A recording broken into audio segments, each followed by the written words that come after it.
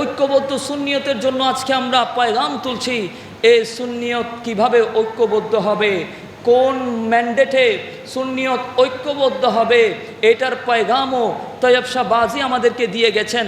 যেমন হুজুর আমাদের জন্য একটা উপমা সৃষ্টি করে দিয়েছেন, তোমরা যারা আজকে ঐক্যের জন্য ডাক দিচ্ছ, ঐক্যের মূল ভিত্তি হবে নারে রিসালাত ইয়া রাসূলুল্লাহ, এবং ঐক্যের মূল মঞ্চ হবে 12 রবিউল আউয়াল জশ্নে জুলুসে ঈদে মিলাদুন নবী সাল্লাল্লাহু আলাইহি ওয়াসাল্লাম। হুজুর কিবলা বাংলার জমিনে এসে আজানের পূর্বে সালাতু সালামের যে বিধান ছিল এবং যে ব্যবহার ছিল, প্রচলন ছিল, এটাকে আবার জীবন দান করেছেন। এবং আজানের আগে যে সালাতু সালাম আমরা এখন দিচ্ছি, এটার শিক্ষা আমাদেরকে তৈয়ব শাহ বাজি দিয়ে গেছেন। সুবহানাল্লাহ। হুজুর কিবলা গাউসিয়া কমিটি প্রতিষ্ঠা করে আমাদের সমাজের মধ্যে যত উন্নতি সাধন করা যায়, ওই উন্নতি সাধন করার একটা পথ খুলে দিয়েছেন। কথা বলেন ঠিক কি না? আমাদের অন্তরকে হুব্বে মুস্তাফা দ্বারা ভরপুর করার জন্য জিনাদের অবদান আমরা কখনো অস্বীকার করতে পারবো না। ওনাদের মধ্যে প্রথম সারির অন্যতম একজন হচ্ছেন হুজুর তৈয়ব শাহ রহমতুল্লাহি আলাই। কথা বলেন ঠিক কি না? হুজুর তৈয়ব শাহ রহমতুল্লাহি আলাই অমীয় বাণী হিসেবে বলে গিয়েছেন, হুজুর সাল্লাল্লাহু আলাইহি ওয়াসাল্লাম কি মোহাব্বত আইনে ইমা হে, আমার প্রিয় নবী সাল্লাল্লাহু আলাইহি ওয়াসাল্লামের ভালোবাসা অন্তরে থাকা, এটা হচ্ছে একজন ইমানদারের জন্য পূর্ব শর্ত। সুবহানাল্লাহ। তো তৈয়ব শাহ হুজুর আমাদেরকে নবীজির ভালোবাসা, নবীজির প্রেমে উদ্বুদ্ধ করেছেন। আর আমরা যদি ওনার হক আদায় না করি, ওনার কিছু আলোচনা না শুনি, তাহলে আমাদের জন্য ওনার যে হক আমাদের উপর আছে, এই হক আদায় কখনো হবে না। এই জন্য আমরা হুজুরের কিছু সংস্কার শুনব। হুজুরকে যেহেতু মুজাদ্দিদ হিসেবে আমরা চিনি, হুজুরের এমন কিছু সংস্কার আছে, আপনি যদি দেখেন ব্যক্তিগত জীবন, এখানেও হুজুরের অবদান আছে। আপনি যদি দেখেন পারিবারিক জীবন, এখানেও তৈয়ব শাহ হুজুরের অবদান আছে। রাষ্ট্রীয় জীবন, সামাজিক জীবন, এখানেও তৈয়ব শাহ হুজুর কিবলা বাজির রহমতুল্লাহি আলাইহির অবদান আছে। এভাবে আপনি যদি সুন্নিয়তের ময়দান দেখেন, এখানে তো অসংখ্য অবদান আছে। এই বিষয়গুলো নিয়ে যদি আমরা আলোচনা শুরু করি, হুজুর তৈয়ব শাহ রহমতুল্লাহি আলাইহি ব্যক্তিগত জীবনে এমন একটা সংস্কার করে দিয়েছেন। ব্যক্তিগত জীবন বলতে আমরা দৈনন্দিন জীবনটাকে যেভাবে অতিবাহিত করছি, আমার পার্সোনাল লাইফ যেটাকে বলি, এই পার্সোনাল লাইফের মধ্যেও হুজুরের একটা অবদান আছে। উচ্চ আওয়াজে বলি সুবহানাল্লাহ। আপনাদের মনোযোগ আছে?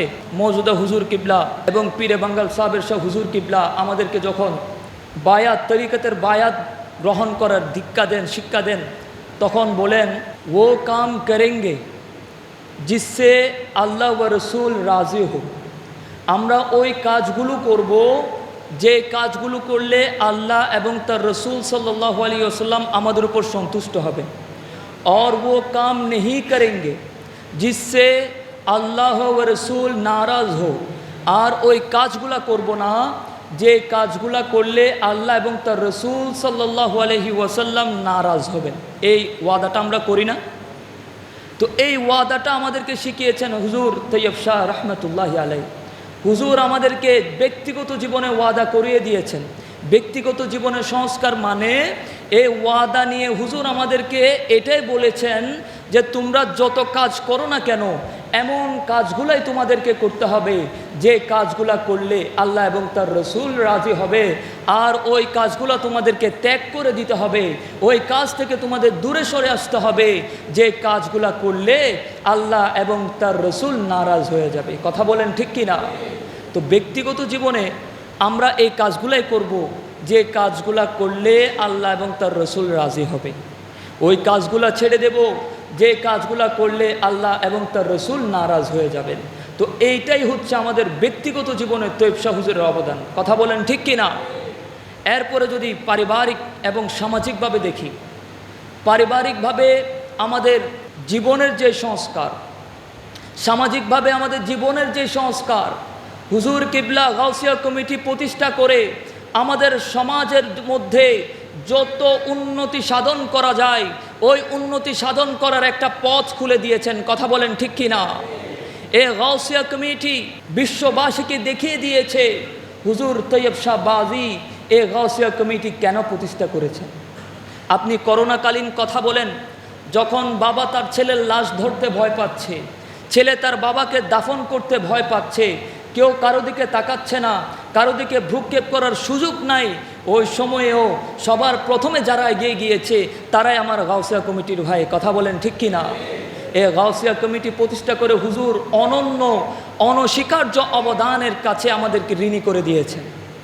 এরপরে আপনি যদি দেখেন বিএমডিপুর অগ্নিকাণ্ড, যখন এরকম ভয়াবহ অগ্নিকাণ্ডে কেউ এগিয়ে যাওয়ার সাহস করছে না, এই গাউসিয়া কমিটি তখন এগিয়ে গিয়ে বিভিন্ন রকমের যে ওনাদের বাধা বিপর্যয় ছিল এগুলাকে অতিক্রম করে লাশ গ্রহণ করা থেকে শুরু করে দাফন করা পর্যন্ত সর্বপ্রকারের সহযোগিতা এই গাউসিয়া কমিটি করেছে। কথা বলেন ঠিক কি না? এভাবে গাউসিয়া কমিটির অবদান আমরা কখনো অস্বীকার করতে পারবো না। এই তরিকতের হোক বা না হোক, গাউসিয়া কমিটির অবদান সকলকে স্বীকার করতে বাধ্য করেছেন এই তৈয়ব শাহ রহমতুল্লাহি আলাইহি। এরপরে যদি আমরা দেখি একাডেমিক ওয়েতে শিক্ষাক্ষেত্রে হুজুরের অবদান কতটুকু। একজন আলেম, একজন বরহাক মুর্শিদ, ওনার প্রথম পরিচয় হবে উনি দ্বীন ইসলামের ক্ষেত্রে শিক্ষা ব্যবস্থায় অবদান রাখবেন। কথা বলেন ঠিক কি না? তো একজন মুজাদ্দিদ যিনি দ্বীনের সংস্কার করেন, উনি যদি প্রাতিষ্ঠানিকভাবে কোনো খেদমতের আঞ্জাম না দেন তাহলে ওনাকে মুজাদ্দিদ আর আমরা কিভাবে বলবো? এই জায়গা থেকে হুজুর তৈয়ব শাহ বাজি এই বাংলার জমিনে আসতেন কয়েক সপ্তাহের জন্য, মাসও থাকতেন না, বছরে একবার দুবার আসলেও কয়েক সপ্তাহ থাকতেন।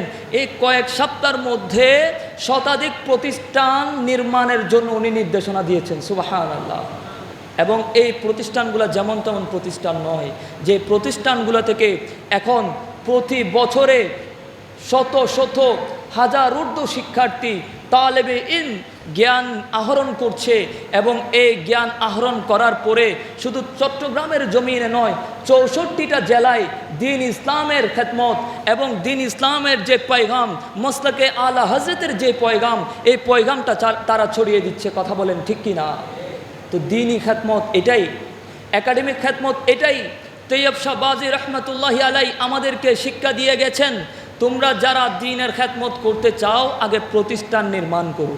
এই প্রতিষ্ঠানগুলো হতে হবে দ্বীন ইসলামের উপর, আকায়েদ আহলে সুন্নাহ ওয়াল জামাতের উপর, মসলকে আলা হজরতের উপর, এবং এই মাধ্যমে আমাদের দ্বীন ইসলামের প্রচার প্রসার হবে।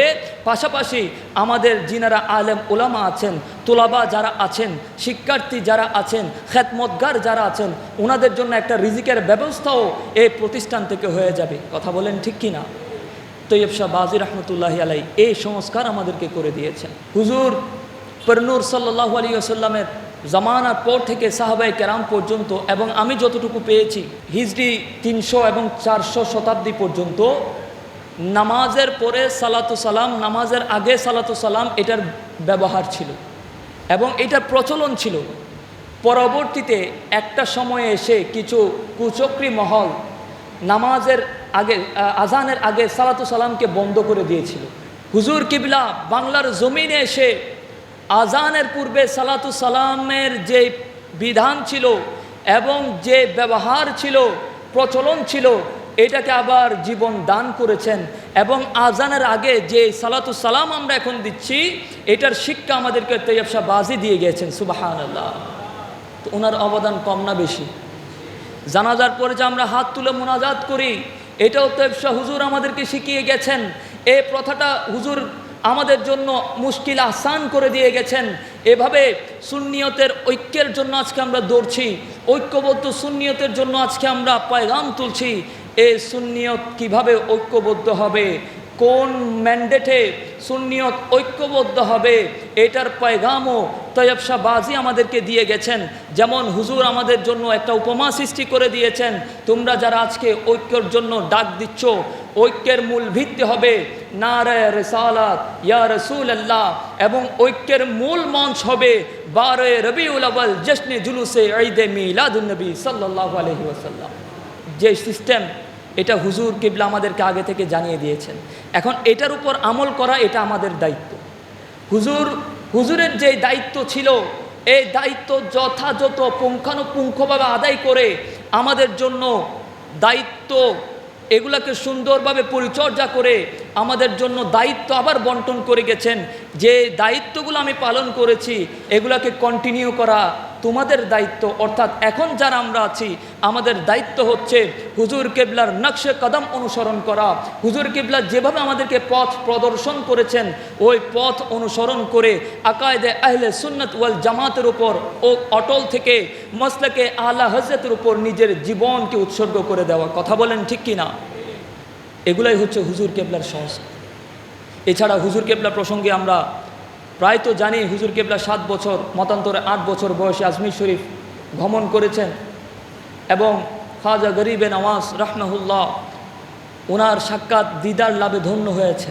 এরপরে হুজুর প্রসঙ্গে ওনার আব্বা জান বলেছেন তৈয়ব মাদার জাত বলি হ্যাঁ, তৈয়ব শাহবাজি উনি মাতৃগর্ভের বলি, এবং উনি যে মাতৃগর্ভের বলি এটা ওনার সংস্কারের মধ্যে চলে এসেছে। যিনি খুব অল্প সময়ে শতাধিক প্রতিষ্ঠান প্রতিষ্ঠা করেছেন, যিনি এত সংস্কার করে গেছেন একজন ব্যক্তির ব্যক্তিগত জীবন, পারিবারিক জীবন, সামাজিক জীবন, রাষ্ট্রীয় জীবন, মতান্তরে সুন্নিয়তের ঐক্যবদ্ধতার জন্য এত বড় বড় খেদমত উনি অল্প সময়ে করে গেছেন। এটা প্রমাণ করছে হুজুর কেবলা সাধারণ কোনো ব্যক্তি ছিলেন না, বরঞ্চ মাদারজাত ওয়ালি ছিলেন বিধায় এতগুলা খেদমত খুব অল্প সময়ে সুন্দরভাবে উনি সমাপ্ত করতে পেরেছেন, আলহামদুলিল্লাহ। তো এই যে হুজুর কেবলা প্রসঙ্গে আমরা এতক্ষণ আলোচনা শুনেছি, এই আলোচনাগুলো এখন শুনলাম, বাসায় গিয়ে ভুলে গেলাম, এরপরে নিজের জীবন যেমন আছে তেমন উপভোগ করলাম। এভাবে যদি আমরা করি আজকের আলোচনা শুনে আর কোনো লাভ হবে না। আমাদেরকে এখন থেকে শপথ নিতে হবে আমরা ওই কাজ করব যে কাজ করলে আল্লাহ এবং তার রসুল রাজি হবেন, ওই কাজ ছেড়ে দেব যে কাজ করলে আল্লাহ এবং তার রসুল নারাজ হয়ে যাবেন। এবং হুজুর তৈয়ব শাহবাজি রাহমাহুল্লাহ আমাদেরকে যে কাজগুলো করার নির্দেশ দিয়েছেন, যে কাজগুলো কন্টিনিউ করতে বলেছেন, এগুলা আদায় করা এটা আমাদের জন্য কর্তব্য, এটা আমাদের জন্য দায়িত্ব। এগুলো আমরা পালন করতে হবে, নামাজ আদায় করতে হবে। হুজুর কেবলা এটা আমাদেরকে শিক্ষা দিয়ে গেছেন, উনি নামাজের দীক্ষা আমাদেরকে দিয়েছেন, আমাদেরকে নামাজ বাদ দেওয়ার শিক্ষা তিনি দেন নাই। তাহলে এগুলো তো আমাদেরকে গ্রহণ করতে হবে। হুজুরের কারামত শুনলাম, কারামত শোনার পরে বাসায় গিয়ে নামাজ না পড়ে ঘুমিয়ে গেলাম, এই কাজ যদি করি হুজুর কেবলা যে শিক্ষা আমাদেরকে দিচ্ছেন এই শিক্ষাটা কখনো আমরা বাস্তবিক পক্ষে গ্রহণ করতে পারবো না। আমাদেরকে হুজুর যে পন্থা দেখিয়েছেন এগুলো আমাদেরকে যথাযথ আদায় করতে হবে। পারবো ইনশাআল্লাহ।